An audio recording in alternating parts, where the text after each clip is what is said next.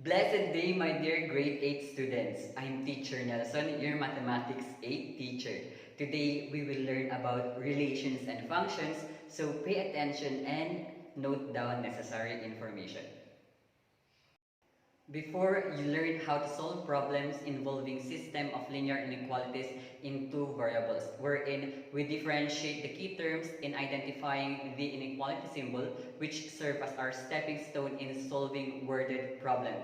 So today we will learn a new topic, which is relation and function. I hope you are all in a safe place while having this video presentation. Please get your module, your notebook, and ball pen, because after a minute we will have our discussion.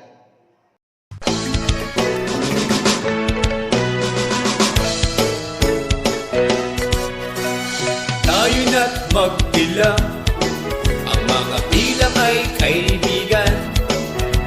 Mga numero ay huwag iwasan, buksan lamang ang ating isipan. Ang mathematics ay ito'y pag-aralan, sa ating buhay ito'y kailangan. Basta't gabay ni teacher ay ating sundan, mathematics ay gagaan.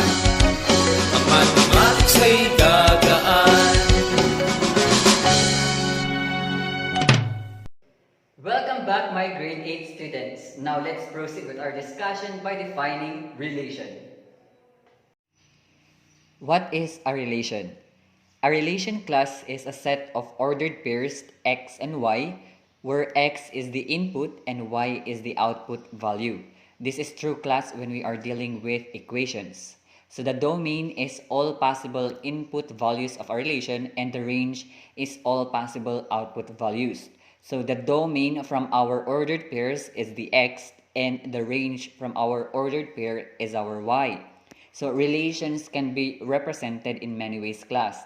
It can be presented as ordered pairs like the x and y. It can be presented in a table, as a graph, and in a mapping diagram.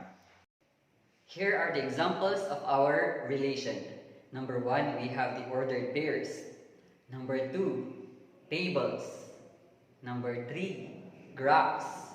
Number 4, mapping diagram. Okay, class, familiarize these examples so that later in our activities, you know what they are. A relation class is allowed to have the object x in the first set to be related to more than one object in the second set. Meaning to say, a relation is not bound only to a one-to-one account. So when we are mapping our relation class from the x value to the y value, so our x or our input can be mapped to more than one element from our y value or output. So it is not bound only to one-to-one, but it can be many-to-one or one-to-many. So we are through about certain concepts of our relation. Now class, let's proceed on function. Some relationships make sense and others don't. So function is a relationship that makes sense. A function is a relation that for each input or all possible values of x, there is only one output or all possible values of y. So note that, class, there should only be one output for all our inputs. So functions can be represented in many ways. It can be presented as ordered pairs, as a table, as a graph, and a mapping diagram, which is similar to our relation, but only that our mapping should be a one-to-one account. Based from the definition of relation and function, note, class, that all functions are relations, but not all relations are functions. Okay? In order for us to understand more on the concepts of relation and function class, let's take this example. So the table represents a sample of ages of people and their shoe size. So we have there the table for age and the table for shoe size. So the age is represented by our x value, which is our domain, and the shoe size is represented by our y value, which is our range. Now the domains class are 11, 12, 13, 15, and 16, and the range class are 7, 8, 10, 10.5, and 11. Okay, so what we need to know here, class, is that if this relation is a function. Now, this relation is actually not a function, class. Why? Because age 15 corresponds to two different shoe sizes, which is 10 and 10.5. In regards, since the definition of function implies that for each input, there should be only one output. So this already contradicts the idea that is presented from our problem. Therefore, our relation is not a function. Okay, class, so we have example number 2. Okay, as you can see, we have there the mapping diagram for gasoline and distance.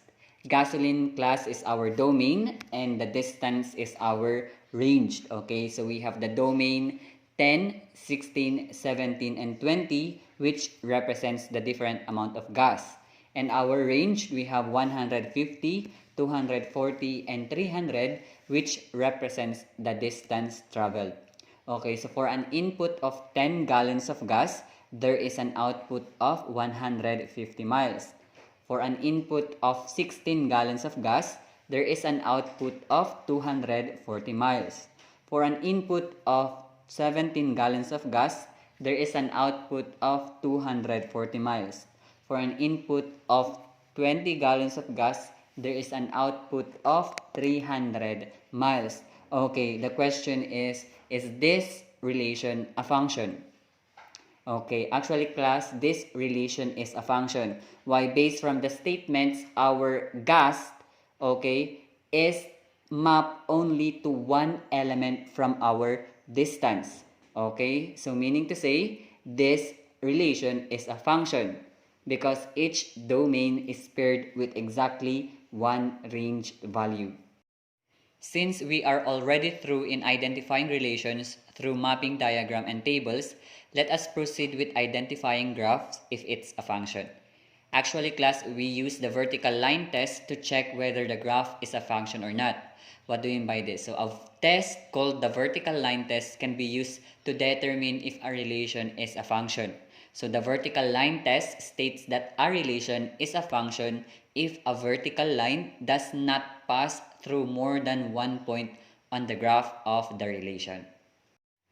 Class, we follow certain procedures in testing whether our graph is a function or not. The first thing we do is to draw vertical lines through the graph. After drawing vertical lines, we must answer the question, does any vertical line touch more than one point? So if the vertical line does not pass through more than one point, the graph passes the vertical line test, so the relation is a function. But what if our vertical line passed through more than one point? Meaning to say, the relation is not a function. Okay, so let's take an example, class. So we have example number 1 from the left and example number 2 from the right. Okay, so let's focus first with example number 1. So in testing the graph, whether it's a function or not, we use the vertical line test. So based from the graph, we can see that by drawing vertical lines, it touches only one point. So meaning to say, the graph is a function. But how about our second example from the right? So by drawing vertical lines, we can see that it touches 2 points. This means that the graph is not a function. Since we are almost through with our discussion, let's take an activity, class. So we have number 1 and number 2. Let's just identify whether these two here are function or not. Okay, let's take first number 1. So what can you say, class? Is this a function or not? Very good. It's a function. It's because the domain is mapped only to one element from our range. How about number 2 class? Very good. It's not a function because by drawing vertical line, it touches 2 points of our graph. That's why it's not a function. As a summary, let me test if you learned something. Okay, number 1. What is the title of our lesson again, class? Very good. It's relation and function. Now, if the domain is our x values, now what do we call about our y values? Very good. It's our range. Next, if our ordered pairs are mapped as a one-to-one relation, so what does it mean? Very good. Our relation is a function. Very good, class. I hope you learned a lot from our lesson on relation and function. Hope to see you guys again in our next discussion. God bless!